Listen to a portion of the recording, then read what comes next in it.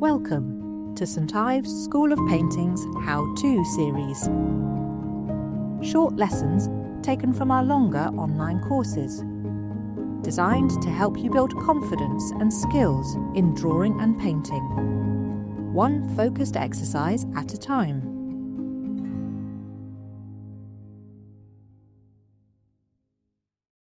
So we're going to mix up these secondary colours.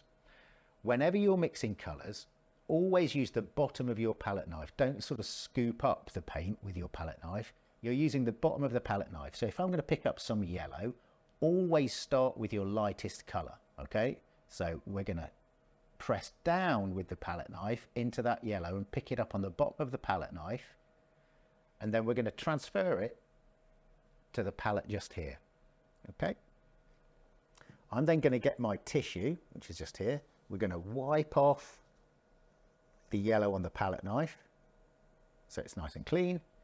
I'm then going to pick up the tiniest speck of blue, like the tiniest speck that I can pick with the corner of that palette knife. Look, it's just got a tiny speck of blue in it, but look how it alters this yellow. So if I put the blue in there, the way that I'm using the palette knife is essentially what I'm doing is I'm pushing the paint in from the sides with both sides of the palette knife and then squishing it down. Pushing it in, squishing it down, pushing it in, squishing it down. And I'm doing that just with the bottom of the palette knife. Look, the top of my palette knife is clear, the bottom has got all the paint on. So you can see how we're now changing the hue from yellow towards green. Now, the reason that we do this in this way, we start off with the lightest colour and we incrementally add the darker colour, is that we can control the colour that way. So again, I'm picking up a tiny speck of blue and adding more of it incrementally into the yellow.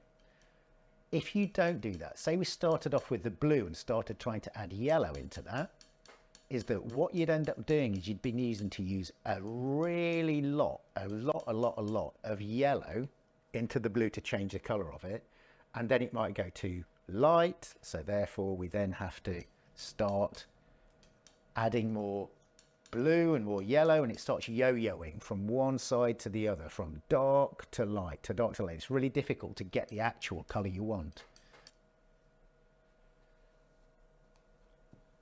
So I'm happy with this as my green that I've mixed. Now what I'm going to do is I'm going to start changing this. So I'm going to put my palette knife down. I've mixed my colour. I'll leave it just there.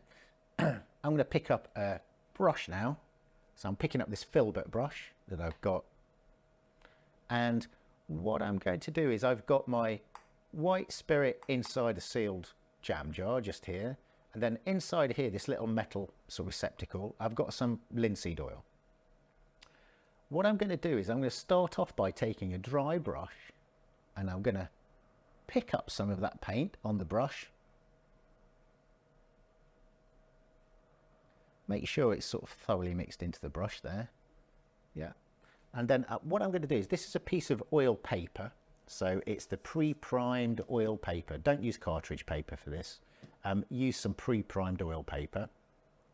And I'm going to create like a blocks of colour along this paper, and what I'm going to do is it's a bit like a swatch, you know, like if you're going to buy paint from a hardware store or something like that, is that, you know, you can go through those picture books of all those different blocks of paint. So we're going to create something like this on this piece of oil paper. So what I'm going to do is I'm going to use my brush to create a square of colour on this paint. Now look what happens as I apply the paint with the brush. The tip of my brush creates a hard edge along that along the top of that line, and the bottom edge of that line is sort of a bit faded out. So what we're going to do is we're going to go along and create a square using the tip of the brush. We can turn the paper around, so I can turn this paper around.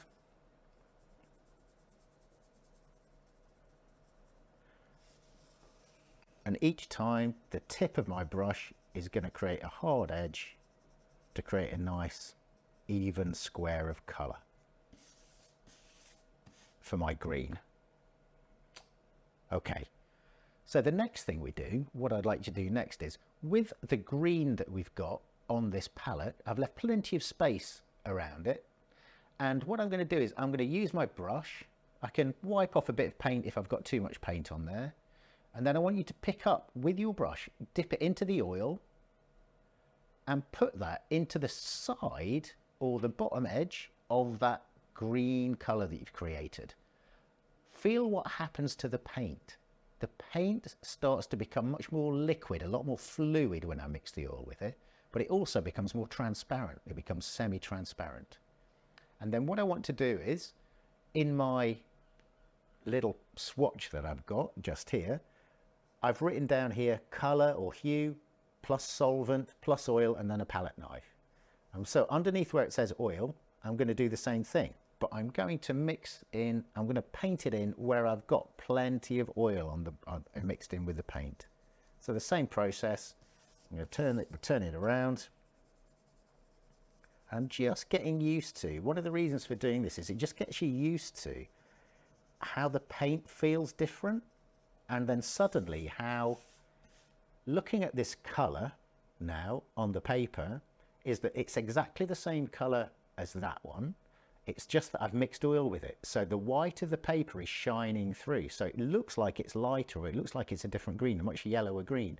It's not, it's the same green, it's just that I've put oil with it. Okay. So we're going to do that. I'm going to sort of clean sort of most of the oil off my brush.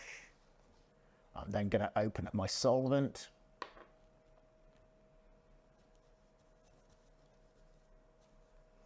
And I'm going to dip my brush into the solvent and then clean it. When you're cleaning your brushes, it's a really good technique to get used to. If I get hold of my tissue, place the brush on the tissue, fold it over and then pull the brush back through the tissue rather than stubbing the brush out onto the paper, because that's going to dull the end of the brush and it's going to ruin the tip of my brush. Okay, so I'm just going to dip the paintbrush in the solvent,